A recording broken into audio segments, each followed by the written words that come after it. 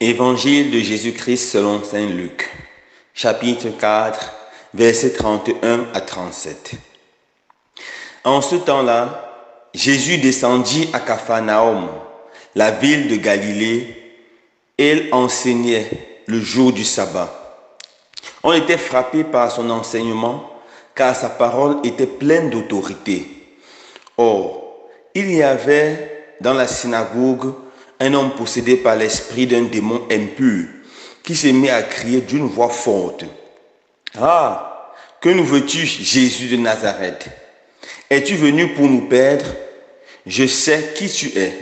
Tu es le Saint de Dieu. » Jésus le menaça. « Silence, sors de cet homme. » Alors le démon projeta l'homme en plein milieu et sortit de lui sans lui faire aucun mal.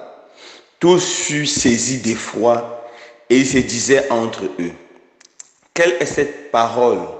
Il commande avec autorité et puissance aux esprits impurs et ils sortent. » Et la réputation de Jésus se propageait dans toute la région. Acclamons la parole de Dieu. Louange à toi, Seigneur Jésus. Frères et sœurs bien-aimés, dans l'évangile de ce jour, Saint Luc nous présente Jésus qui prêche la bonne nouvelle dans la synagogue. Il prêche avec tellement de force, tellement de puissance que le peuple est ébloui.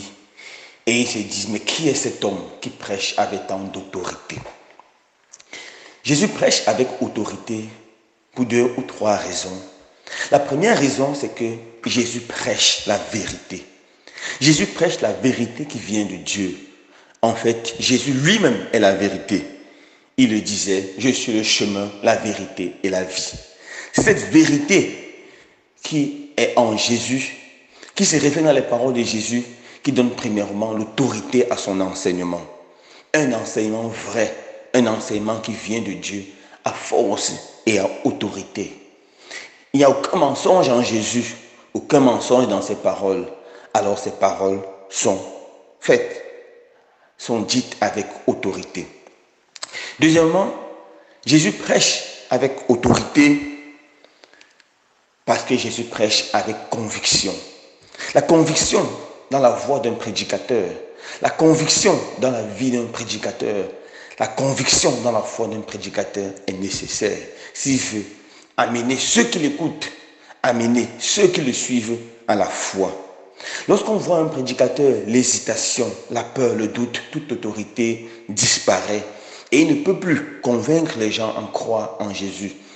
On pourra lui dire ton autorité, on pourra lui dire tu ne crois pas toi-même à ce que tu enseignes. Comment veux-tu conduire le peuple à croire à ce que tu enseignes? Jésus, avec cette conviction lorsqu'il prêchait, il savait qui il est, le Fils de Dieu, le Roi des rois, le Seigneur des seigneurs. La troisième chose qui donne l'autorité à l'enseignement de Jésus, c'est le désir fou que Jésus avait dans son cœur de voir les hommes sauvés. Jésus voulait que tous les hommes soient sauvés. Jésus voulait que ceux qui l'écoutent parviennent à cette connaissance de la vérité absolue, parviennent à rencontrer personnellement son Père. Alors Jésus faisait tout pour conduire ce peuple au salut, à la rédemption. Et ce désir fou de Jésus de sauver le peuple, de conduire le peuple à la rédemption, donnait à Jésus une autorité forte lorsqu'il enseignait. Mais l'autorité de Jésus allait plus loin. Jésus avait même le pouvoir de commander aux esprits mauvais. Et ceux-ci lui obéissaient. C'est ce qui se passe justement dans la synagogue, pendant que Jésus est en train de prêcher. Un homme possédé par un esprit mauvais se met à crier: « Je sais bien qui tu es, le Fils de Dieu, le Saint de Dieu. Es-tu venu pour nous perdre? » Et Jésus lui dit: « Silence, sors de cet homme. » Et immédiatement, le démon sort et le monsieur est délivré. Ici encore, nous pouvons voir 3 choses très importantes pour tous les exorcistes, tous ceux qui sont engagés dans le ministère de libération, de délivrance et d'exorcisme. Voir comment Jésus procède. Première chose, le démon reconnaît que Jésus est le Fils de Dieu et le démon se met à parler. Jésus lui dit: silence. Dans toute prière de délivrance et d'exorcisme, lorsque le diable parle, il est bon de faire ce que Jésus fait, dire silence. Ne pas laisser le diable s'exprimer. Ça me fait souvent beaucoup rire quand je vois certains faux exorcistes ou certains prophètes apprentis qui dans les chaînes de télévision donnent la parole au diable et posent les questions au diable. Ça, le Père Gabriel Amor le dit dans son livre, Un exorciste raconte. Nous ne devons jamais donner la parole au diable. La seule question qui puisse être posée au diable, c'est quel est ton nom? Car quand on connaît le nom de l'esprit qui possède une personne, on a le dessus sur la personne. Mais malin à qui posera les questions au diable, car le premier nom du diable, c'est le mensonge. Le diable, c'est le père du mensonge. Si vous posez la question au diable, il va commencer à vous dire, c'est telle ou telle autre personne, je suis telle ou telle autre personne, tel membre de ta famille, je suis dans telle personne, j'ai tué telle autre personne. Et tu vas commencer à vivre dans la peur et la famille va être conduite à la division. Et beaucoup de personnes aiment ce genre de choses. Et quand ils viennent te dire, ils disent, mon père, il y a telle personne qui a détruit la famille. Et tu poses la question, il dit, quand on priait avec tel pasteur ou avec je ne sais pas qui, le diable a parlé. Frères et sœurs, faites attention, le diable c'est le prince du mensonge.